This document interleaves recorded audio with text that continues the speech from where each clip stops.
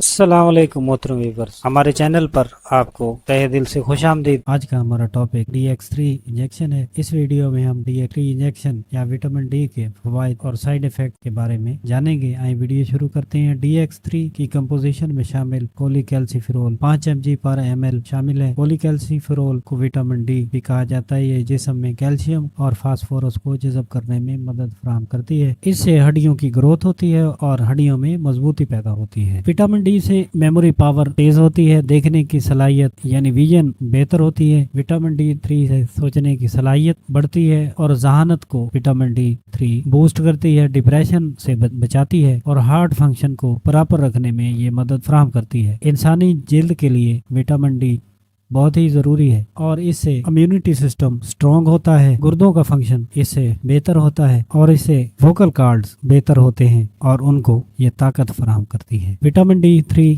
हड्डियों की बीमारियों में बहुत ही इफेक्टिव होती है। मिसाल के तौर पर ऑस्टियो आर्थराइटिस, जिसको नी पेन भी कहा जाता है, ये 40+ एज के अफराद में पाए जाने वाला मर्ज है। इसमें हड्डियां आपस में रगड़ने लगती हैं, जिसमें ज्यादा उम्र के अफराद में घुटनों की तकलीफ शिद्दत अख्तियार कर जाती है और मरीज उठने या बैठने के लिए बहुत परेशान होता है। उसके लिए ये इफेक्टिव मेडिसिन होती है। ऑस्टियोपोरोसिस ये भी हड्डियों की बीमारी है जिसका शिकार ज्यादातर खवातीन होती हैं। इससे इनकी हड्डियां कमजोर होती हैं और आसानी से टूट सकती हैं। इस मर्ज को ठीक करने के लिए भी DX3 या विटामिन डी का इस्तेमाल किया जा सकता है। रेक्टस एक बच्चों की बीमारी है। इससे बच्चों की हड्डियां नरम हो जाती हैं और लंबी हड्डियां जो हैं वो मुड़ने लगती हैं। ऑस्टोमलेशिया ये भी हड्डियों की मर्ज है जिससे हड्डियां नरम होकर आसानी से टूट सकती हैं। बड़ी उम्र के लोगों में ये पाया जाने वाला मर्ज है। इसके लिए DX3 का यूज बहुत ही इफेक्टिव है।